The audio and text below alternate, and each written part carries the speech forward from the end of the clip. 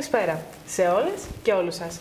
Ακόμα ένα πολιτιστικό Μαρτιλένα βρίσκεται ξανά κοντά σας για να σας κρατήσει τη γνωστή διασκεδαστική αλλά και ψυχαγωγική συντροφιά, θα έλεγα, και με αφορμή μάλλον και όλα στις ημέρες του Πάσχα, τις οποίες σε λίγες ώρες, σε λίγες μέρες θα διανύσουμε. Φυσικά ένα αφιέρωμα επιβάλλεται με αφορμή τις συγκεκριμένες ημέρες. Γι' αυτό κοντά μου έχω για ακόμη μια φορά, θα πω, τον Νίκο Πανταζή, τον οποίο τον καλησπερίζω για ακόμη μια φορά στην εκπομπή Μαρτιλένα Πολιτιστική Ενημέρωση. Καλησπέρα. Νίκο μου, καλησπέρα. Καλησπέρα, μαδάρα μου. Και σε ευχαριστώ πάρα πολύ για την όμορφη αυτή πρωτοβουλία, την όμορφη αυτή ιδέα σου. Και γενικότερα μπροστά και στο κοινό σου να σε συγχαρώ, γιατί δεν υπάρχουν τέτοιες εκπομπές, είτε πρόκειται για τηλεόραση είτε πρόκειται για διαδίκτυο, στο οποίο να αναφέρονται πράγματα τόσο κέρια σημαντικά που αφορούν εκτός από την παράδοση, τον πολιτισμό και το δόγμα μας, το οποίο φυσικά και αυτό είναι ένα κομμάτι του ελληνικού πολιτισμού, φυσικά, εννοείται, εξυπακούεται. Και δεν θα μπορούσαμε να μην αναφερθούμε. Είσαι από τους λίγους πραγματικά και ξέρεις πόσο σε εκτιμώ και στο λέω πραγματικά μόνο. Να σε καλά, Βρενίκο, να μην βέτε στιγμή. Είναι η μεγαλύτερη εβδομάδα του έτους. Μεγάλη εβδομάδα. Πλησιάζουμε σιγά-σιγά. Και λέγεται μεγάλη. Είχαμε ήδη κάνει και πέρυσι το όμορφο αυτό γύρισμα. Φέτος ήταν λίγο διαφορετικό, ώστε να επισημάνουμε κάποια στοιχεία της μεγάλης εβδομάδας. Γιατί όλοι πάμε στην εκκλησία, όλοι βλέπουμε τον ιερέα, τους ψάλτες, αλλά δεν ξέρουμε τι ζούμε. Αυτό είναι το άσχημο, και γενικότερα η Μεγάλη Εβδομάδα είναι ένα μέσο, είναι η μόνη εβδομάδα του έτους που ο κάθε πιστός έρχεται πιο κοντά στο Θεάνθρωπο και γενικότερα εξυψώνεται η ψυχή μας λίγο πάνω από τα γήινα και τα φθαρτά. Αυτό. Πάντως, εγώ θα πω ότι είναι μαγικό το γεγονός ότι μπορεί να μην γνωρίσουμε επακριβώς την κάθε μέρα τι ζούμε ή να γνωρίζουμε όλη την ιστορία εξ ολοκλήρου. Πέραν του ότι γνωρίζουμε μέσω της τηλεόρασης φυσικά και μέσω των ταινιών και των σειρών που είναι ανάλογες της περίοδου αυτής. Ωστόσο, είναι πολύ σημαντικό να αναφέρουμε ότι υπάρχει πάντα αυτό το κατανεκτικό κλίμα. Κάτι όποτε θα μπορέσουμε. Ναι, δεν είναι τυχαίο αυτό. Κάτι μας πιάνει. Και νομίζω ότι αυτό έχει να κάνει και πάρα πολύ και με τους συμβολισμούς που φέρει η ίδια η ιστορία ουσιαστικά από πίσω εκείνες τις μέρες. Ακριβώς, είναι όπως το είπες, γιατί γενικότερα μιλάμε για την πιο όμορφη ιστορία που έχει γραφεί ποτέ και την πιο σωτηριολογική ιστορία που αφορά την ψυχή του ανθρώπου. Όλα ξεκινάνε λοιπόν. Για τη Μεγάλη Εβδομάδα αναφέρομαι, με την έλευση του Ιησού Χριστού στα Ιεροσόλυμα. Την προηγούμενη ημέρα, το Σάββατο του Λαζάρου που γιορτάζουμε σήμερα, ο Ιησούς Χριστός ήταν στη Βηθανία, η οποία Βηθανία απήχε μόλις 2,5 χιλιόμετρα από τα Ιεροσόλυμα, ήταν πάρα πολύ κοντά. Εν τούτης, ζητάει από δύο μαθητές του να πάνε να του φέρουν ένα μικρό γαϊδουράκι. Ζήτησε γαϊδουράκι. Και τους είπε πού ακριβώς θα το βρούνε, δίπλα από τη μητέρα του που ήταν ένα πιο μεγάλο ζώο. Θα φέρετε, λέει, το μικρό γαϊδουράκι για να επιβιβαστώ σε αυτό και να οδεύσουμε αυτά τα 2,5 χιλιόμετρα να εισέλθω στην Ιερουσαλήμ. Ποιο είναι το μαγικό εδώ? Μάλλον το θαυμαστό, να χρησιμοποιήσω σωστή λέξη. Ότι ενώ ξέρει, θα σταυρωθεί, θα υποφέρει, θα τον θανατώσουν, εν τούτης πηγαίνει μόνος του προς το εκούσιο πάθος. Η αγάπη του Θεού έχει έρθει στη γη, ενώ ξέρει ότι δεν θα του φερθούμε κανένα σεβασμό, όχι σαν Θεό, ούτε σαν άνθρωπο δεν θα του φερθούμε σεβασμό. Εν τούτης αποδέχεται την προφητεία αυτή, το που έχει γραφτεί εδώ και πολλά χρόνια πριν έρθει στη γη, και έρχεται να ακολουθήσει την ημαρμένη του, να οδεύσει ως προς το Σταυρό εκούσια. Τόσο μεγάλη ήταν η αγάπη για τον άνθρωπο, και τόσο μεγάλο είναι το παράδειγμα που δίνει. Εδώ μας αγάπησε τόσο πολύ ένας Θεός, δεν μπορούμε εμείς να αγαπήσουμε ένα στον άλλον. Ζητάει λοιπόν να φέρουν το μικρό γαϊδουράκι. Γιατί πήρε γαϊδουράκι, τώρα έχει όχι άλογο. Ναι, αυτό είναι, ας πούμε, ένα στοιχείο το οποίο θα μπορούσαμε να παρατηρήσουμε. Δεν μπορούσαμε να πάμε τα πόδια, 2,5 χιλιόμετρα ήταν. Γενικότερα, το μεγάλο γαϊδουράκι που ήταν η μητέρα του όνου που εισήλθε στα Ιεροσόλυμα, συμβολίζει περισσότερο το Ισραήλ, το οποίο δεν ήθελε να αλλάξει. Το μικρό γαϊδουράκι συμβολίζει τους ειδωλολάτρες, οι οποίοι θα αλλάζανε. Και γενικότερα δεν πήρε κάποιο άλογο, γιατί το άλογο ήταν ένα ζώο το οποίο το είχαν βασιλείς, ήρθε πιο ταπεινά. Ναι. Το είχαν πολέμαρχοι, ήταν και μέσο πολεμικό. Και στον ελληνικό στρατό, σε ένα διάστημα, υπήρχε το ιππικό, σώμα ιππικού. Βέβαια. Και έλαβε και χώρα και σε πολλές μάχες της ιστορίας μας. Οπότε ήταν κάτι σαν πολεμοχαρής. Ναι, οπότε μάλλον θα ήταν και η επιβίβαση σαν σε κάποιο άλογο. Αποφάσισε λοιπόν να έρθει ταπεινά με ένα γαϊδουράκι, το οποίο ρίξαν ένα ύφασμα επάνω. Το ύφασμα συμβολίζει ότι καλύπτουμε τον ιδωλατρικό κόσμο με το Ευαγγέλιο. Και πάνω στο ύφασμα κάθεται ο Χριστός και εισέρχεται στα Ιεροσόλυμα. Εκείνη τη στιγμή είχαν μάθει όλοι, είχαν πληροφορηθεί, γιατί μόλις 2,5 χιλιόμετρα ήταν η Βηθανία δίπλα, ότι έγινε η νεκρανάσταση του Λαζάρου. του φίλου του Λαζάρου. Έτσι. 4 μέρες νεκρός, τον ανέστησε ο Χριστός και τον περιμένανε σαν βασιλέα. Γι' αυτό εκείνη τη μέρα τρώμε και ψάρι. Γιορτάζουμε την εκούσια είσοδο προς το πάθος του βασιλέα Χριστού στα Ιεροσόλυμα. Δηλαδή είναι η αρχή της σωτηρίας του ανθρώπου, της ψυχής του ανθρώπου. Οπότε τίποτα τυχαίο στην ιστορία. Όλα έχουν κάποιο συμβολισμό, θα μας τα πει μετά αργότερα και πολλά περισσότερα φυσικά και ο πατέρας πρόδρομος. Και γενικότερα, με το που εισέρχεται στα Ιεροσόλυμα, ο κόσμος τον περιμένει. Κανονικά είναι η Κυριακή των Φοινίκων. Βάγια λέμε εμείς στην Ελλάδα γιατί δεν έχουμε πολλούς φοίνικες. Ναι, λίγο δυσκολευόμαστε. Τον υποδέχτηκαν με φοίνικες. Φοίνικες.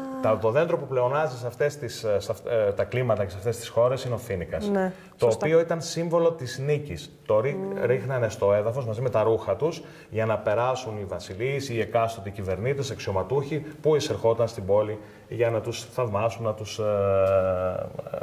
δείξουν ότι να τους τιμήσουν. Ναι, ακριβώς. Με ένα μεγαλόπρεπο τρόπο. Αυτοί που δεν χάρηκαν καθόλου με την αίρεση του Χριστού ήταν οι γραμματείς και οι Φαρισαίοι. Και θα δούμε παρακάτω πώς αντέδρασαν δηλαδή στην όρηση που δεν τον άφησαν σε χρονικό κλαρί, όχι μόνο όσο ζούσε, αλλά και κατά το θάνατό του. Αυτό. Η Κυριακή των Βαΐων λοιπόν είναι η πρώτη μέρα της εβδομάδος. Κυριακή, η μέρα του Κυρίου. Πολλοί νομίζουν ότι η Μεγάλη Δευτέρα είναι η πρώτη μέρα. Όχι. Η Μεγάλη Δευτέρα είναι η δεύτερη μέρα της Μεγάλης Εβδομάδας. Η Μεγάλη Τρίτη είναι η τρίτη. Η Κυριακή των Βάιων είναι η πρώτη ημέρα. Και πολλές φορές κάνουμε, όχι πολλές φορές, κάθε χρόνο, εσφαλμένη η διατύπωση, κάνουμε τους όρθρους το απόγευμα της προηγούμενης ημέρας. Δηλαδή, η Κυριακή των Βάιων έχουμε και το πρωί εκκλησία, που όντως είναι της Κυριακής των Βάιων η ακολουθία, όρθρος και θεία λειτουργία, αλλά το απόγευμα της Κυριακής των Βάιων είναι όρθρος της Μεγάλης Δευτέρας. Γιατί αυτό το προνόησε η Εκκλησία μας, ούτως ώστε ο κόσμος που δουλεύει να μπορέσει να παρίσταται στα κοσμοσωτήρια αυτά γεγονότα, γιατί μιλάμε για την πιο ιερή και πιο μεγάλη εβδομάδα του έτους, και μεγάλη εβδομάδα γιατί έχει περισσότερες μέρες και ώρες, αλλά γιατί συντελούνται τα κοσμοσωτήρια γεγονότα για τη σωτηρία της ανθρώπινης ψυχής.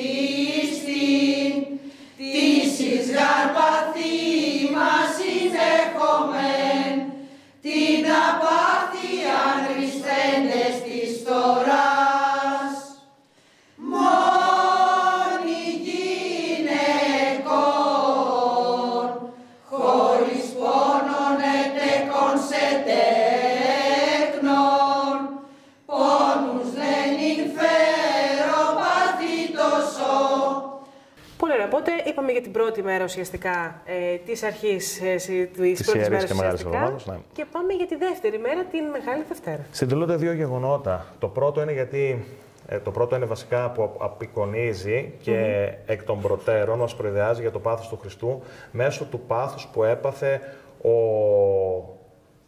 Ιωσήφ, ο Πάγκαλος. Ο οποίος ονομαζόταν έτσι, Πάγκαλος, γιατί είχε παν κάλος, πολύ κάλος και στο σώμα του, σαν εμφάνιση, αλλά και στην ψυχή του. Κυρίως εκεί είναι το κάλος. Εκεί μας κοιτάζει κυρίως. Ακριβώς όταν τα αδέρφια του, επειδή ο πατέρας τους τον αγαπούσε πάρα πολύ, ήταν ο μικρότερος έως τότε ιός της οικογένειας, τον φθονούσαν, τον ζηλέψανε, τον ρίξαν σε ένα φρέαρ και θέλαν να τον θανατώσουν. Δεν δίστασαν να τον θανατώσουν, δεν τους πήγαινε η καρδιά και τελικά όταν περνούσε ένα καραβάνι προς την Αίγυπτο, τον πώλησαν ως δούλο. Ακριβώς. Στον πατέρα τους είπαν ότι τον έφαγαν τα θηρία, αλλά αργότερα όταν χρειάστηκε να μεταβούνε γιατί είχε πέσει θέμα με την πείνα, είχε πέσει υπερβολική πείνα στα Ιεροσόλυμα και έπρεπε να αναγκαστούν να πάνε να βρουν σύτο, να πάνε να βρουν φαγητό, να φέρουνε. Βρήκανε στην Αίγυπτο ως αξιωματούχο πλέον τον αδερφό τους, δεν τον αναγνώρισαν, αυτός τους αναγνώρισε και είχαν και ένα μικρότερο αδερφό τότε, το Βενιαμίν, ο πατέρας τους είχε κάνει και έναν αδερφό, τους βοήθησε τελικά.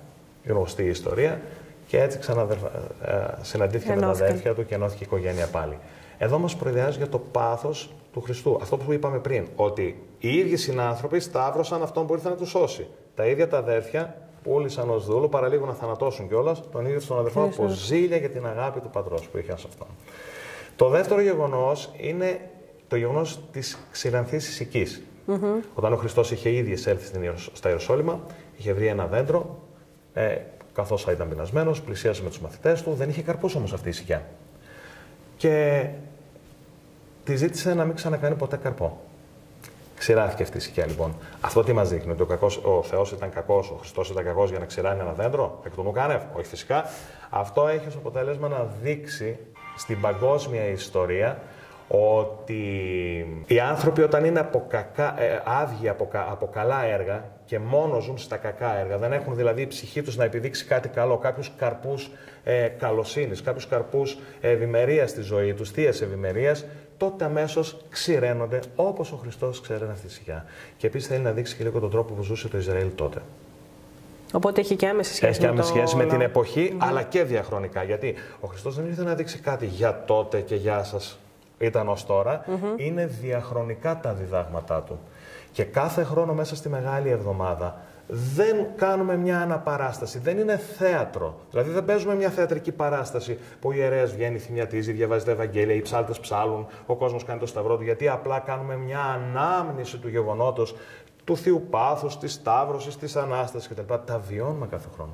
Γίνονται ξανά και ξανά και γινόμαστε μέτοχοι. Αυτή είναι η μεγάλη ευλογία. Γινόμαστε μέτοχοι όλων αυτών των πραγμάτων. Είναι η εβδομάδα που όλοι γεμίζουμε τις μπαταρίες, τουλάχιστον εγώ, γεμίζουμε τις μπαταρίες μας για όλο το έτος. Έτσι λοιπόν αυτό το γεγονός της Μεγάλης Δευτέρας που κυριαρχεί είναι η ξηρανθή Ισική που ο Χριστός ξέρει και έδωσαν και ένα διαχρονικό μήνυμα στο να είμαστε καλοί σε έργα, να μην ξηραθεί και εμάς η ψυχή μας όπως εκείνη η Ισικιά.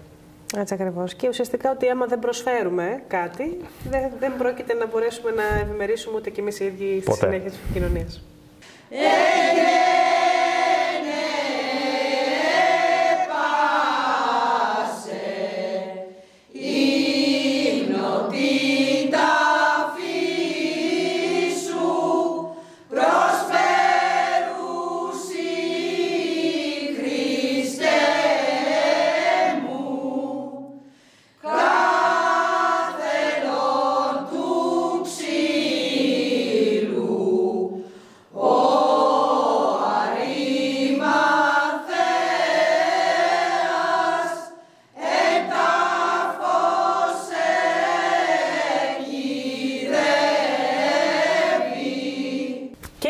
Σιγά σιγά προς Μεγάλη Τρίτη.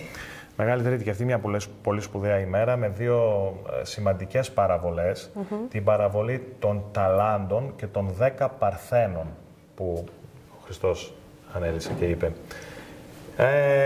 Η παραβολή των ταλάντων πρώτα μας μιλάει για ένα πατέρα ο οποίος έδωσε από ένα τάλαντο, αργύριο, νόμισμα, σωστά, σε 3 ιούς.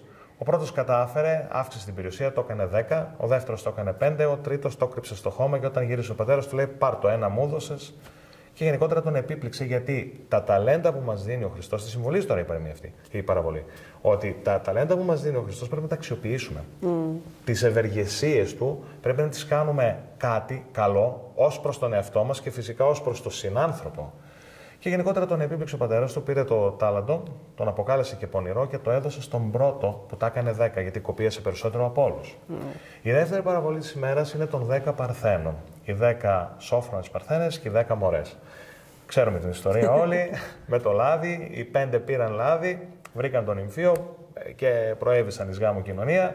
Οι άλλες 5 όμως δεν είχαν μεριμνήσει για τα καντιλάκια τους να έχουν λάδι, έσβησε, ο νυμφίος δεν πέρασε ποτέ, είδε σκοτάδι και δεν εισήλθαν ποτέ στο γαμήλιο τραπέζι.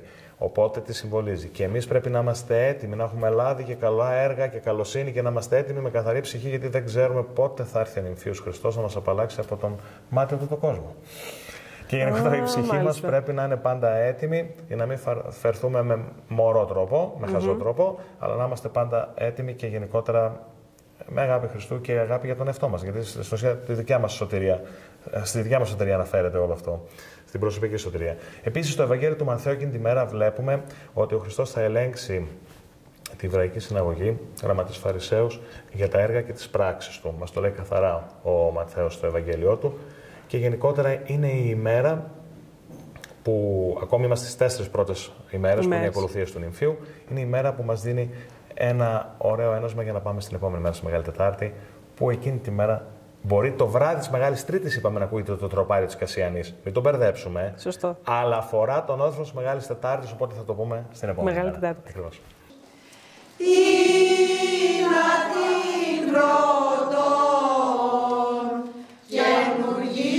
Συντριβήσαν φύση, πέλη με θανάτο θέλος αρκεί, μητερούν οικόπτου της οδυρμής. Και φτάνουμε στην τελευταία μέρα που μας προετοιμάζει όσον αφορά για το ταξίδι του νηφίου. Όπως είπαμε, τις πρώτες 4 μέρες που μας προετοιμάζουν και μας προειδεάζουν για το τι θα επακολουθήσει, που φτάνουμε στη Μεγάλη Τετάρτη. Μεγάλη Τετάρτη. Μεγάλη Τετάρτη λοιπόν είναι αφιερωμένη στην Μιχαλίδα πόρνη γυναίκα, την οποία έσωσε ο Χριστός από βέβαιο λιθοβολισμό. Αλλά ποιο είναι τώρα η ιστορία, γιατί λέμε για την ιστορία της πόρνης, η οποία διεσώθη από τον Χριστό με το Αναμάρτητος πρώτος στο Λίθο Βαλέτο και μετά πήγε στο σπίτι του Σίμωνα του Φαρισαίου, όπου τον φιλοξενούσε τον Κύριό μας σε κάποιο τραπέζι, έκλαψε πικρά στα πόδια του, με τα δάκρυά της σκούπισε τα πόδια του και όλο αυτό το γεγονός, με το μύρωσε και τα λοιπά, όλο αυτό το γεγονός είναι το πιο διάσημο. Αν και τα Ευαγγέλια, ούτε ο Ιωάννης ούτε κάποιος άλλος Ευαγγελιστής, δεν αναφέρουν κάτι επακριβώς, πάμε και λίγο στα όρια της παράδοσης. Έχει επικρατήσει στην Ιερά Παράδοση, χωρίς να είναι, ξαναλέω, αποτυπωμένο κάτι σε Ιερό Βιβλίο ή κείμενο ή Ευαγγέλιο. Την ώρα που ο Χριστός βρισκόταν στο σημείο, πήγαν και τον ρώτησαν οι γραμματείς και οι Φαρισαίοι. Την πιάσαμε να μοιχεύει. Η μοιχεία τότε ήταν θανάσιμο μάρτυμα. Σε σκοτώνανε δια λιθοβολισμού χωρίς δίκη καν. Τι να την κάνουμε? Ήταν παγίδα η ερώτηση.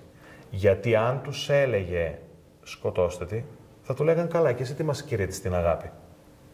Αν τους έλεγε εφαρμόστε το Μωσαϊκό νόμο, κανονικά, ναι, θα τη σκοτώνανε. Αλλά μετά τι αγάπη κηρύττεις? Έρχεσαι αντίθετος με τις διδαχές σου, φάσχες και αντιφάσχες.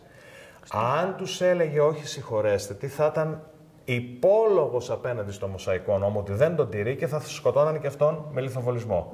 Δηλαδή, η πονηράδα τους ήταν να σκοτώσουν και τον Χριστό. Δηλαδή, τον μισούσαν περισσότερο από ότι βρήκαν το λάθος στην Μιχαλίδα γυναίκα για τις πράξεις της. Ο Χριστός εκείνη την ώρα είχε κάτσει στο χώμα κάτω και έγραφε κάτι.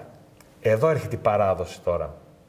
Λέγεται, χωρίς ξαναλέω να αναφέρει κάποιο ιερό κείμενο, ότι έγραφε τα ονόματα αυτών που τον ρωτήσανε και τις αμαρτίες τους δίπλα. Εσύ τάδε έκλεψες, εσύ τάδε πόρνευσες, εσύ τάδε είσαι ειδωλολάτρης. Και το είδαν και παγώσανε. Αυτό βέβαια δεν μπορούμε να το πάρουμε ως βέβαιο, αλλά πρέπει να αναφέρουμε, γιατί είναι μια. Και αναφέρεται και από πολλούς ιερείς. Έτσι, ναι. Ότι δεν πρέπει να το πάρουμε όμως ως γενόμενο.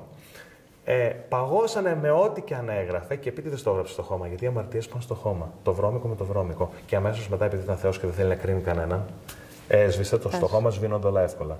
Και γυρίζει και τους λέει το περίφημο: όποιος είναι αμάρτητος, θα σε ρίξει την πρώτη πέτρα. Και αρχίσαν και φύγαν πρώτοι αυτοί που πήγαν να τον ρωτήσουν και έφυγαν όλοι. Έμεινε μόνος του με τη Μιχαλίδα γυναίκα. Της λέει: πού είναι η κατηγορή σου? Δεν είναι κανένας. Ούτε κι εγώ σε κατηγορώ τότε. Της λέω: ούτε κι εγώ σε κρίνω. Φύγε και μην αμαρτάνεις. Και γι' αυτό πήγε μετά στο σπίτι του Σίμωνα του Φαρισαίου, έκλαψε στα πόδια του, έπλαινε τα πόδια του με τα δάκρυά της. Και όταν ο Σίμωνας λέει: ξέρεις ποια είναι αυτή η γυναίκα, τι σου κάνει? Και του λέει: σταμάτα, εγώ ήρθα σπίτι σου και δεν με φιλοξένησες όπως αυτή η γυναίκα. Δεν μου έπλαινε τα πόδια. Δεν. Αυτή εδώ με τις αμαρτίες της. Ήρθε να εξαγνιστεί μέσω των δακρύων της. Γι' αυτό κάθε κλάμα, κάθε δάκρυο ο Θεός το εσπλαχνίζεται και είναι πιο κοντά ο άνθρωπος στη σωτηρία όταν με την παραδοχή των αμαρτημάτων και των σφαλμάτων μας, έτσι, μετανιώνουμε και τα δάκρυα δεν είναι ψεύτικα ποτέ. Κροκοδίλια, ναι, σε αυτές τις περιπτώσεις, τουλάχιστον σε αυτές τις περιπτώσεις.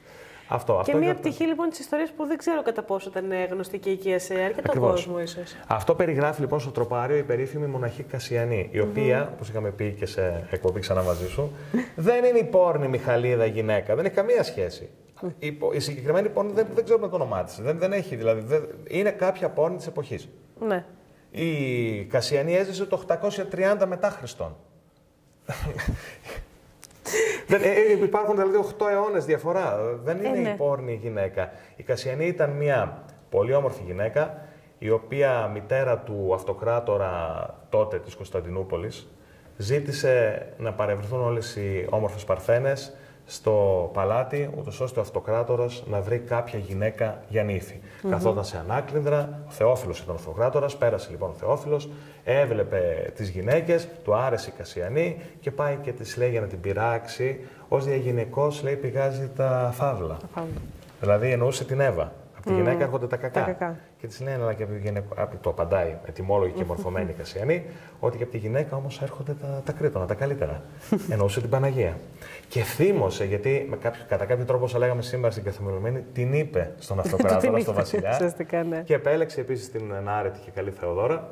Πληγώθηκε όμως η Κασιανή, έφυγε, έγινε μοναχή, έφτιαξε δικό της μοναστήρι, γιατί ήταν και ευκατάστατη από ό,τι ακούγεται, και στο μοναστήρι έγραψε πάρα πολλούς ύμνους, μεταξύ αυτών και το περίφημο τροπάριο της Κασιανής που ψάλουμε στον όρθρο της Μεγάλης Τετάρτης, αλλά είπαμε το βράδυ της Μεγάλης, το δοξαστικό των αποστήχων της Μεγάλης Τρίτης, σε πλάγιο του Τετάρτου. Ένας υπέροχος ύμνος που όλοι το αγαπάμε και για το περιεχόμενό του, αλλά και για το ακόμη και ο τελευταίος άνθρωπος όταν μετανοήσει έχει πρόσβαση στην Ορθοδοξία και στη Βασιλεία των Ουρανών.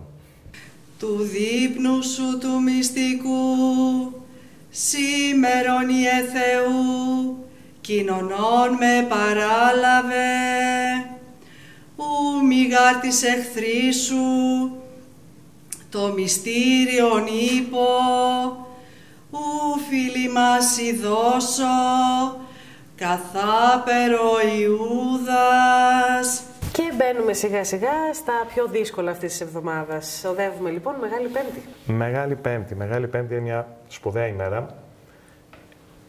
Είναι η μέρα που ακούγεται όλη η οκτάηχος στην Εκκλησία. Οι 8 ήχοι, γιατί η Βυζαντινή μουσική απαρτίζεται από 8 ήχους, 8 κύριους και 8 πλάγιους. Είναι η μέρα η οποία, κάτε με, είναι η σποδιότερη στο Θείο Πάθος. Μπορεί η Μεγάλη Παρασκευή, να λένε ότι είναι η κορύφωση του Αγίου του Θείου Πάθους, αλλά εκείνη τη μέρα είναι ότι είναι στο Σταυρό, εκείνη τη μέρα είναι που δεινοπαθεί ο Θεάνθρωπος. Τι γιορτάζουμε εκείνη τη μέρα? Εκείνη τη μέρα, πρώτα απ' όλα γιορτάζουμε την προσευχή του Χριστού στο όρος των ελαιών. Ο ίδιος ο Χριστός προσευχόταν στον Πατέρα του. Τι ήθελε να μας δείξει με αυτό? Είχε ανάγκη να προσευχηθεί στον εαυτό του, γιατί και ο Χριστός και ο Πατέρας και το Άγιο Πνεύμα είναι Θεός, τριαδικός Θεός. Γι' αυτό κάνουμε και το Σταυρό με τα 3 δάχτυλα. Όχι φυσικά. Ήθελε όμως να δείξει ότι η προσευχή πάντα σώζει, πάντα βοηθάει σε οποιαδήποτε κατάσταση στη ζωή μας και αν είμαστε. Και όταν πήρε μαζί του 2 μαθητές, αυτοί κοιμήθηκαν. 3 μαθητές, συγγνώμη, αυτοί κοιμήθηκαν στον δρόμο. Ναι, και τους λέει: ξυπνήστε. Ναι, πάλι ξαναπάει να προσευχηθεί, ξαναγυρίζει, τους ξαναβλέπει κοιμόμενους. Δεν τους λέει τίποτα. Και την τρίτη φορά τους λέει ότι εγώ προσεύχομαι, σε λίγο θα με συλλάβουν και εσείς κοιμάστε. Δηλαδή ήταν τελείως μόνος του. Ήταν ολοκληρωτικά μόνος του. Και εδώ μας δείχνει πόσο σημαντικό είναι ένας Θεός ήθελε τη συμπαράσταση την ανθρώπινη. Φαντάσου, Μαριλένα μου, εμείς πόσο ανάγκη έχουμε τον συνάνθρωπο και στα καλά, αλλά κυρίως στα κακά. Πόσο δηλαδή δεν του άρεσε η εικόνα ότι οι μαθητές που πήρε κοντά του για κάποιο είδους, ας πούμε, υποστήριξη, να κοιμούνται. Στη συνεχεία γιορτάζουμε τον νηπτήρα των ποδιών που έκανε στους μαθητές του. Ο ίδιος ο Θεός πλένει τα πόδια από όλους τους μαθητές του και δείχνει ποιος ο Θεός μας πλύνει τα πόδια. Η ταπείνωση. Μας διδάσκει την προσευχή αυτή η μέρα, μας διδάσκει και την ταπείνωση. Να γίνουμε οι τελευταίοι όλων για να ανυψωθούμε ως προς τα μάτια του Θεού.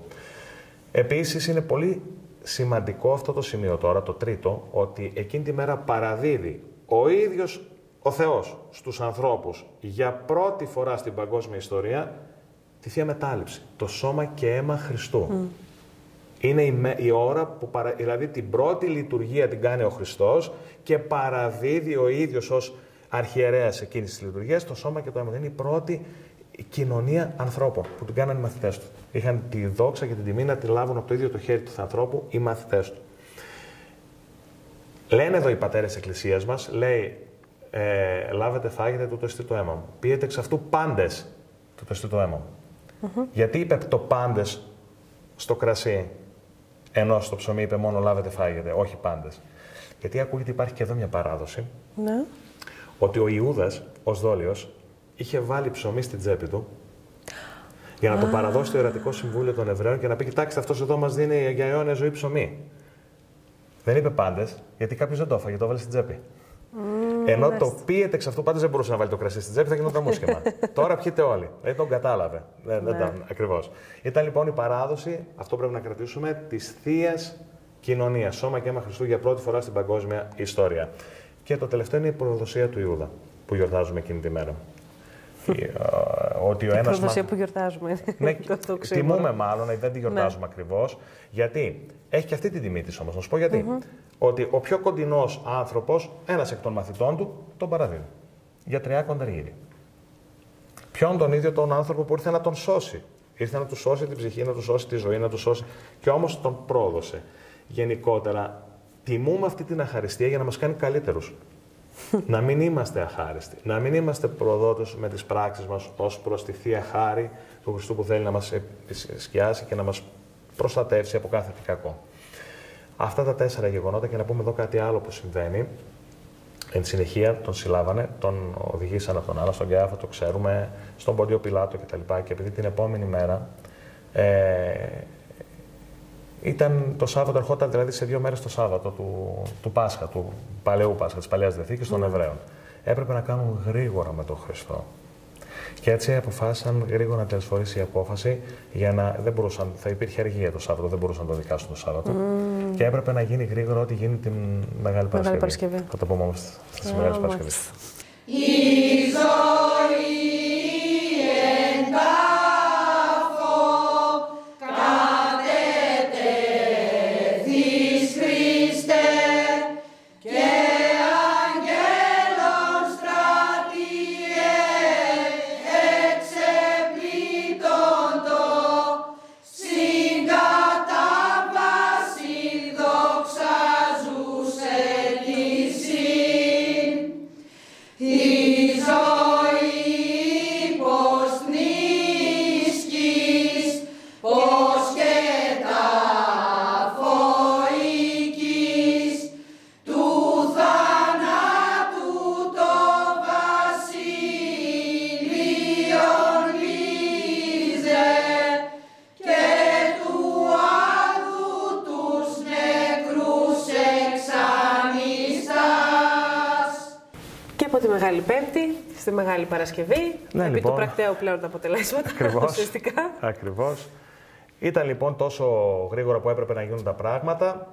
9 η ώρα το πρωί ανεβαίνει στο Σταυρό, μετά τη σύντομη καταδίκη του. Συνοπτικές διαδικασίες. Και μένει στο Σταυρό στις 3 ώρα το απόγευμα που παρέδωσε το πνεύμα του. 6 ώρες. Από τις 12 όμως το μεσημέρι έως και τις 3 το απόγευμα υπάρχει μια έκλειψη ηλίου παγκόσμια. Οι αστρονόμοι και οι αστροφυσικοί λένε ότι η μεγαλύτερη έκλειψη ηλίου μπορεί να κρατήσει γύρω στα 7 λεπτά. Το είχα διαβάσει αυτό κάπου. 7 λεπτά. Να είναι 8, εντάξει, εδώ κρατάει 3 ώρες. Γίνεται ένας μεγάλος σεισμός, σύεται η γη. Αρχίζουν κάποιοι να φοβούνται για τα γεγονότα αυτά που συμβαίνουν, τα φυσικά αυτά φαινόμενα που συμβαίνουν. Αρχίζουν να εμφανίζονται φαντάσματα στους κατοίκους της περιοχής. Και αρχίζει ο κόσμος να ζει μέσα σε ένα φόβο. Τι γίνεται τώρα, ποιος είναι αυτός που σταυρώσανε, γιατί συμβαίνει αυτό το πράγμα. Εκείνη τη στιγμή, αυτό ξέχασα να το πω πέρσι, ήρθε η ώρα, στην Ηλιούπολη της Αιγύπτου, λίγα χιλιόμετρα, δεν ήταν και πολύ μακριά τα Ιεροσόλυμα τώρα με την Αίγυπτο, εντάξει πόσο να είναι. Κοντά στο Κάιρο ήταν αυτή η πόλη, ήταν ο Άγιος Διονύσιος, ο αεροπαγίτης. Και βλέπει αυτό το σκηνικό, να συσκοτίζεται μέρα μεσημέρι όλος ο ουρανός, να γίνονται σεισμοί, και λέει το περίφημο «Ή Θεός πάσχει ή το παν απόλυτε, ή ο Θεός πονάει ή ο κόσμος χάνεται». Όταν αργότερα ήρθε στην Αθήνα, επέστρεψε στην Αθήνα, και το ήταν το 52 μετά Χριστόν αυτό, έρχεται και ο Απόστολος Παύλος να κηρύξει και άκουσε στο κήρυγμα του Αποστόλου Παύλου το τι συνέβη με τη σταύρωση του Θεανθρώπου, αμέσως θυμήθηκε στην Ηλιούπολη της Αιγύπτου που ήταν το γεγονός αυτό. Και φυσικά έγινε, έσπασε και το χριστιανισμό, έγινε αμέσως χριστιανός. Και όχι μόνο έγινε χριστιανός, έγινε και Άγιος. Μάλιστα. Ναι, όντως αυτό νομίζω δεν το είχαμε αναφέρει. Αυτό το θυμόμαστε, δεν το είχαμε αναφέρει. Αυτό το γεγονός. Γενικότερα ο Χριστός μας λοιπόν αποφασίζει να παραδώσει το πνεύμα του στο Σταυρό. Έκλεινε την κεφαλή και παρέδωκε το πνεύμα. Όχι παρέδωκε το πνεύμα και έπεσε μετά η κεφαλή, αποφάσισε αυτός πότε θα φύγει. Και είπε το περίφημο τετέλεστε. Όχι τετέλεστε, πεθαίνω. Τετέλεστε με την έννοια εκπληρώθηκε η αποστολή μου. Εκπληρώθηκε η σωτήρια αποστολή μου. Θα πούμε γιατί είναι σωτηρία αποστολή του? Γιατί έως τότε, από τους πρωτόπλωσσους μέχρι την Σταύρωση, το θάνατο και την Ανάσταση κατ' επέκταση του Χριστού, όλες οι ψυχές ήταν καταδικασμένες. Είτε ήσουν καλός, είτε ήσουν προφήτης, είτε ήσουν κακός, υπήρχε μόνο τα κατοχθόνια της κολάσεως. Δεν είχε ανοίξει ο παράδεισος. Έρχεται και πάλι λοιπόν να ανοίξει τον παράδεισο, γι' αυτό λέμε μας έσωσε. Γιατί κάποιοι λένε, τι μας έσωσε, και πριν πεθαίναμε και τώρα κάνουμε κηδείες. Πεθαίνουμε. Δεν έχει αυτό. Δεν έχει να κάνει με το βιολογικό θάνατο. Έχει να κάνει με το θάνατο της ψυχής, την αιώνια αποκοπή του ανθρώπου από τον Χριστό και γενικότερα από την αιώνια βασιλεία. Αμέσως θα πρέπει όμως να κινητοποιηθούν, γιατί όπως είπαμε ξημερώνε Πάσχα. Οι μυροφόρες μαζί με την Παναγία, ο Άγιος Νικόδημος, ο οποίος ήταν και κρυφός μαθητής του Χριστού και μέλος του Ιερατικού Συμβουλίου, και ο Ιωσήφου από Αριμαθέας. Κατεβάζουν το σώμα του από το σταυρό, το μυρώνουν και το πηγαίνουν σε ένα χώρο του, όχι πολύ μακριά από το σταυρό, του Ιωσήφου από Αριμαθέας, και εκεί τοποθετούν το Χριστό στον τάφο του πλέον.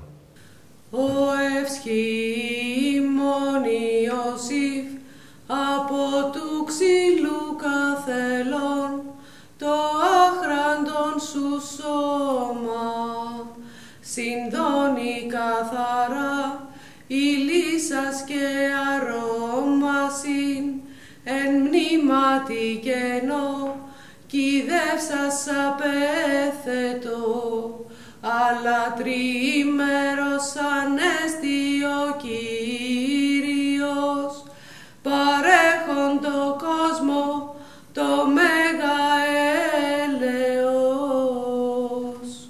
Τελευταία μέρα λοιπόν της εβδομάδας, ουσιαστικά. Μεγάλο Σάββατο. Ναι. Μεγάλο Σάββατο. Μεγάλο Σάββατο. Το Μεγάλο Σάββατο ο Χριστός έχει ήδη σταυρωθεί, έχει ήδη ταλαιπωρηθεί, έχει ήδη χλευαστεί, έχει ήδη εκπνεύσει και η ψυχή του, ναι, και του Θεού και του Χριστού κατεβαίνει στα κατοχθόνια της κόλασης. Εδώ να δούμε για άλλη μια φορά την αγάπη του Χριστού τώρα. Δεν ήρθε να κηρύξει μόνο τους ζώντες και να σώσει τις ψυχές και να πει εσείς οι άλλοι χαθήκαν, εσείς προσέξτε μην χαθείτε. Όχι, σαν φιλάνθρωπος Θεός και στα κατοχθόνια θα συνεχίσει το κήρυγμά του. Και όσοι τον πίστεψαν με την Ανάσταση αναστήθηκαν και αυτοί.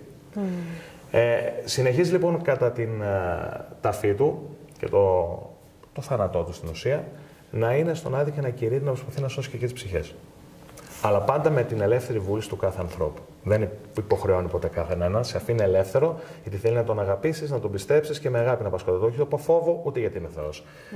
Αυτό τι δηλώνει? Αγάπη, σεβασμό και αγάπη. Ταπείνωση, αγάπη, ποιος ο ίδιος ο Χριστός. Λέμε ότι το Σάββατο το πρωί τελείται η πρώτη Ανάσταση. Είναι λάθος. Δεν υπάρχει πρώτη και δεύτερη Ανάσταση. Μία είναι η Ανάσταση. Η Ανάσταση γίνεται το βράδυ, ξημερώματα της Κυριακής. Απλά το αναφέρουμε αυτό γιατί υπάρχει η προανάκρουση των αναστάσιμων ύμνων που θα ακολουθήσουν το βράδυ της ίδιας ημέρας. Η πρώτη Ανάσταση, λένε οι πνευματικοί πατέρες, είναι να αναστηθεί η ψυχή μας όταν φύγει από αυτόν τον κόσμο, όταν πεθάνουμε, δηλαδή η ψυχή μας να πάει στον παράδεισο. Και η δεύτερη Ανάσταση είναι να αναστηθεί και το σώμα μας, όταν μετά τη Δευτέρα έλευση και παρουσία του Χριστού θα ξανααποκτήσουμε το σώμα μας. Αυτές είναι οι δύο Αναστάσεις, πρώτη και δεύτερη. Εκείνη τη μέρα συντελείται μόνο μία Ανάσταση και έχει να κάνει με το βράδυ. Έτσι ο Χριστός παραμένει και αυτός, όπως είπαμε, στον Άδη, με όλους τους αμαρτωλούς και όλα τα γέννη των ανθρώπων που υπήρξαν ως τότε. Και ο Αδάμ και την Εύα, βλέπουμε κάτι σε κάτι γεωγραφίες να τραβάει από το ένα αναστάτη από το ένα χέρι τον Αδάμ και από το άλλο την Εύα. Τον πιστέψανε. Και αφού απέτυχαν μόνοι τους να μείνουν στον παράδεισο, τους οδήγησε ο νέος Αδάμ, ο Χριστός, είναι Εύα η Παναγία μας, τέλος πάντων, για να εξέλθουν εκ των καταχθονίων και να εισέλθουν στην αιώνια βασιλεία του Πατρός. Μάλιστα. Είναι γενικότερα υπερβολικά όμορφες όλες αυτές τις στιγμές με υπέροχους και πολυδέδαλους συμβολισμούς και ερμηνείες και γενικότερα, Μαριλένα μου, κλαίνουμε πολλές φορές. Μας πιάνει και εγώ, για παράδειγμα, αν πω το Σιγησάτο πάσα σάρξ, το έλεγα και με μια φίλη μου αυτό, δεν μπορώ να το αποδώσω, δεν μπορώ να το πω, γιατί ξέρεις, είμαι ψάλτης. Ναι. Άμα ακούσεις τα λόγια, τη λένε, είναι μελοποιημένη ποίηση καταρχάς. Και η βυζαντινή μουσική δεν υπάρχει μουσική σαν αυτή, έχει τη δυσκολία της, αλλά και την ομορφιά της μαζί. Όλο αυτό οι κλίμακες των 8 ήχων.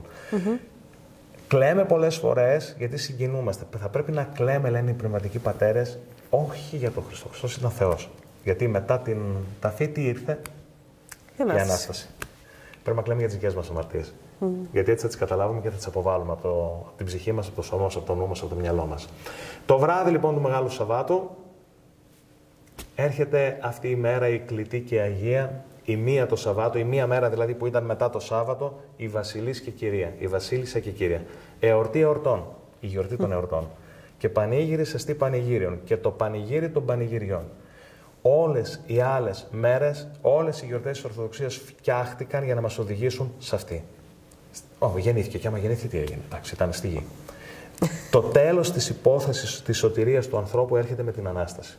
Είναι το κοσμοσωτήριο γεγονός και γενικότερα το βιώνουμε όλοι εκείνες τις μέρες και παρακαλώ πολύ μέσω της εκπομπής σου όλους, θα μας τα πει και ο πατέρας Πρόμος σε λίγο αυτά, όλους όσους πάνε στην Εκκλησία μη φεύγετε στην κυριότερη και κορυφότερη λειτουργία του χρόνου που είναι η Ανάσταση. Μαζί με τον Χριστός Ανέστη, μάλλον ο ιερέας λέει: Αναστεί το Θεός και διασκορπιστήτωσαν οι εχθροί αυτού και φυγέτωσαν από προσώπου αυτού οι μισούντες αυτού. Αναστήθηκε ο Χριστός και έφυγαν από το πρόσωπό του αυτού οι εχθροί του και έφυγαν όσοι το μισούσαν. Εμείς τι κάνουμε, πάμε να φάμε μαγειρίτσα? Μήπως γινόμαστε εχθροί του εκείνη την ώρα? Αυτό.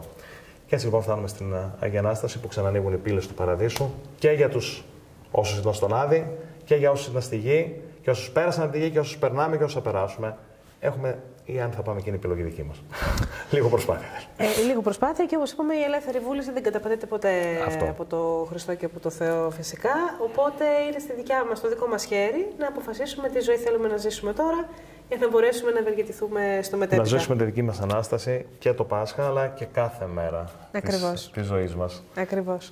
Και αν μπορούμε κάτι να κρατήσουμε από όλους αυτούς τους συμβολισμούς της Μεγάλης Εβδομάδας είναι ότι όλα ουσιαστικά έχουν να κάνουν με συμβολισμούς των κακών σε εισαγωγικά πράξεων που θα μπορούσαμε ίσως να έχουμε εμείς και μπορούμε να τα βλέπουμε από τη δική μας οπτική γωνία του πώς εμείς δεν χρειάζεται να μπαίνουμε σε τέτοιες διαδικασίες και πώς μπορούμε εμείς να γίνουμε καλύτεροι. Θέλει και την αυτοκριτική μας και αυτό το μπορούμε να το καταφέρουμε και με κάποιο πνευματικό να έχουμε στη ζωή μας και γενικότερα η συνείδησή μας δεν πέφτει ποτέ έξω, αλλά φυσικά βοηθάμε πολύ και την πνευματική.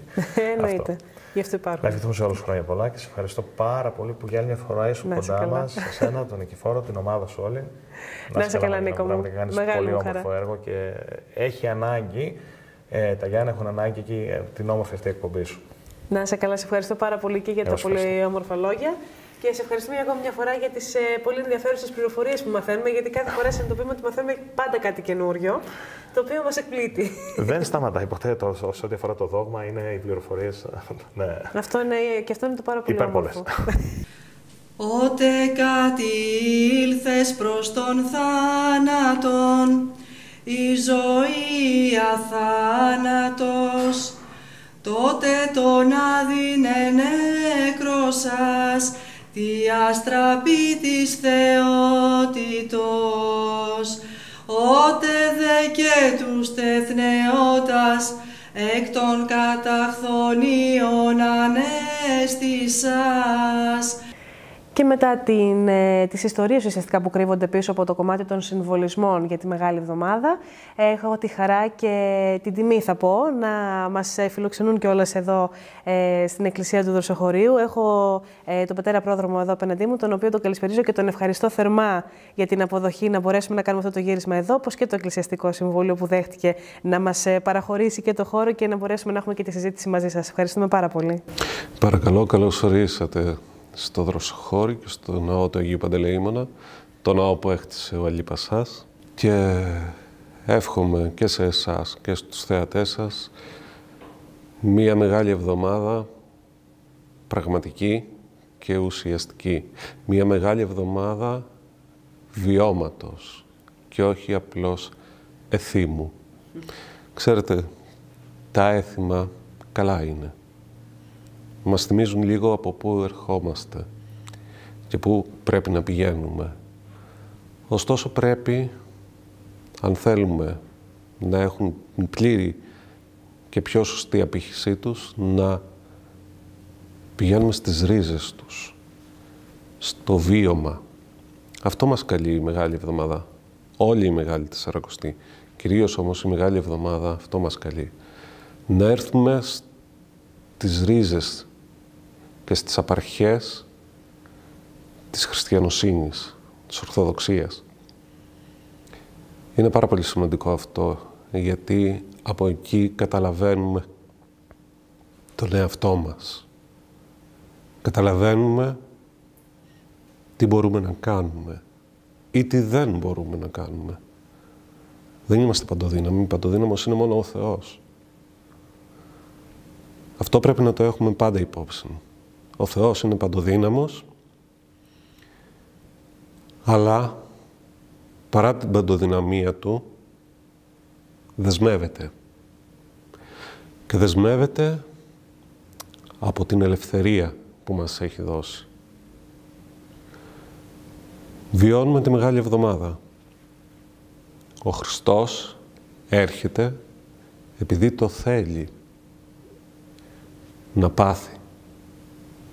Σταυρώνεται για να μας σώσει. Κι όμως εκείνη την ώρα λένε όσοι είναι από κάτω, ή όσοι του Θεού κατάβηθη από του Σταυρού. Μπορούσε να το κάνει. Μπορούσε να κατέβει από το Σταυρό και όλοι να τον πιστέψουν. Θα τον πίστευαν με τη βία. Όμως, εκείνη τη στιγμή θα αναιρούσε την ίδια του την ύπαρξη, θα αναιρούσε την ίδια του την ουσία. Γιατί ο Χριστός, το δεύτερο πρόσωπο της Αγίας Τριάδος που ενανθρώπισε, εκτός από αγάπη, είναι και η απόλυτη ελευθερία. Είναι η προσωποποίηση της απόλυτης ελευθερίας. Πολύ, πολύ σημαντικό, όπως το αναφέρατε και σταθήκατε ιδιαίτερα στο εν λόγω μήνυμα, μιας και το στοιχείο της ελεύθερης βούλησης είναι κάτι το οποίο νομίζω μας διαχωρίζει και από πολλά διαφορετικά όντα που συνυπάρχουν ουσιαστικά σε αυτό το πλανήτη. Τώρα, η αλήθεια είναι ότι νομίζω είναι πολύ σημαντικό κάθε φορά φυσικά τα μηνύματα που δεχόμαστε από τη Μεγάλη Εβδομάδα, από τις αφηγήσεις, από τα Ευαγγέλια που διαβάζονται και αναφέρονται. Πολλές φορές, όπως τοποθετηθήκατε κι εσείς πάρα πολύ σωστά, το εκλαμβάνουμε ως έθιμο και χάνουμε μερικές φορές την ουσία αυτού. Πόσο σημαντικό είναι στις μέρες μας αυτή την σύγχρονη, σε εισαγωγικά θα πω εγώ, κοινωνία, γιατί σύγχρονη είναι πολλά που συντελούν για να χαρακτηριστεί έτσι. Πόσο σημαντικό είναι σε αυτές τις μέρες που βιώνουμε, που έχουμε στην καθημερινότητά μας, να αφουγκραστούμε αυτά τα μηνύματα που έχει να μας δώσει η Μεγάλη Εβδομάδα. Πάνω σε αυτό που ρωτάτε, είναι πάρα πολύ σημαντικό για όλες τις εποχές. Όχι μόνο για τη σημερινή, αλλά και για τις επερχόμενες και για αυτές που προηγήθηκαν, να βιώνουμε όσα μας παρουσιάζει η Εκκλησία αυτές τις ημέρες. Ο Άγιος Ιάκωβος, ο αδελφόθεος, ο πρώτος από τους ιούς του Ιωσήφ, λέει τι: όσο πιο παραδοσιακός είναι κάποιος, τόσο πιο μέσα στην εποχή του βρίσκεται. Όλη αυτή η περίοδος χαρακτηρίζεται από έντονα πένθυμο χρώμα. Κατά τις ακολουθίες της Μεγάλης Τεσσαρακοστής, τις καθημερινές, όλοι οι ιερείς φέρουμε μαύρα. Φέρουμε μαύρα, φέρουμε μόβ ενδύματα. Αυτό γιατί? Όχι για να δείξουμε ότι πενθούμε για τον Χριστό. Όχι. Αυτό πρέπει να είναι ξεκάθαρο. Δεν πενθούμε για τον Χριστό. Κατά την περίοδο της Μεγάλης Τεσσαρακοστής, οφείλουμε όλοι οι χριστιανοί, όλοι οι άνθρωποι, να πενθούμε για τις αμαρτίες μας. Οφείλουμε να πενθούμε για τις αμαρτίες μας. Και βέβαια τη Μεγάλη Εβδομάδα συνεχίζουμε να φοράμε πένθυμα. Πενθούμε, επαναλαμβάνω, όχι για τον Χριστό, αλλά για την πόρωση των συμπατριωτών Του που τον οδήγησαν στο πάθος και το σταυρό. Ο ίδιος ο Θεός ήρθε στη γη και αυτοί που έπρεπε πρώτοι να τον δεχθούν, να γίνουν μαθητές Του, αυτοί τον διώκουν. Γιατί? Γιατί τον περίμεναν κοσμικό βασιλιά. Ενώ έρχεται ως ο ουσιαστικός πνευματικός βασιλιάς. Αναιρεί κυριότερα την αμαρτία, γιατί ο ίδιος, όπως λένε οι πατέρες, είναι σε όλα ο όμοιος μας, εκτός από την αμαρτία. Είναι όμοιος μας ακόμα και στο ότι ως άνθρωπος έχει ψυχή. Πολλοί αιρετικοί δεν το δέχονταν αυτό. Δεν δέχονταν ότι ο Χριστός ως άνθρωπος είχε ψυχή, αλλά κατευθυνόταν από τη Θεία Ουσία. Όχι, είναι λάθος να το πιστέψουμε αυτό. Ήτανε ψυχήτε και σώματι άνθρωπος. Δεν ήταν μόνο στην ψυχή, όπως κάποιοι νόμιζαν, ή μόνο στο σώμα. Αν θα μπορούσαμε να εστιάσουμε στο σημαντικότερο μήνυμα, στη σημαντικότερη στιγμή, από την οποία σίγουρα έχουμε να μάθουμε πολλά περισσότερα ίσως συγκριτικά με τα υπόλοιπα, γιατί από όλα έχουμε να μάθουμε πάρα πολλά. Ποιο θα λέγατε ότι θα ήταν το σημαντικότερο μήνυμα ή αυτό το οποίο ήθελε να δώσει μεγαλύτερη βαρύτητα ο Χριστός με όλη αυτή την εξέλιξη της Μεγάλης Εβδομάδας? Ξεκάθαρα είναι η μετάνοια. Είναι η μετάνοια. Η πόρνη μετανοεί. Έρχεται με δάκρυα και με ακριβά αρώματα, πλένει τα πόδια του Χριστού. Κλαίει. Συγκλονίζεται, πλένει τα πόδια του και τα σκουπίζει με τα μαλλιά της. Μετά από λίγο, επάνω στο σταυρό, ο ληστής μετανοεί για τις πράξεις του. Όταν ο ληστής εξευγονίμων τον ονειδίζει το Χριστό, του λέει ο ληστής στα δεξιά, εμείς καλά κάνουμε και βρισκόμαστε εδώ. Κάναμε τόσα πράγματα. Ληστέψαμε όλο τον κόσμο. Αυτός δεν έκανε τίποτα. Εκείνη την ώρα μετανοεί και λέει στο Χριστό, «Νίσθητή μου, Κύριε, όταν έλθεις εν τη βασιλεία σου». Θυμήσουμε, αν θέλεις, όταν έρθεις στη βασιλεία σου. Και ευθέως ο Χριστός του λέει, «Αμήν λέγωση, σήμερον μετεμού έσυν το παραδείσο». Και γι' αυτό, βλέποντας ότι όντως έχει μετανοήσει, τον παίρνει μέσα στον παράδεισο. Τον εισάγει στον παράδεισο.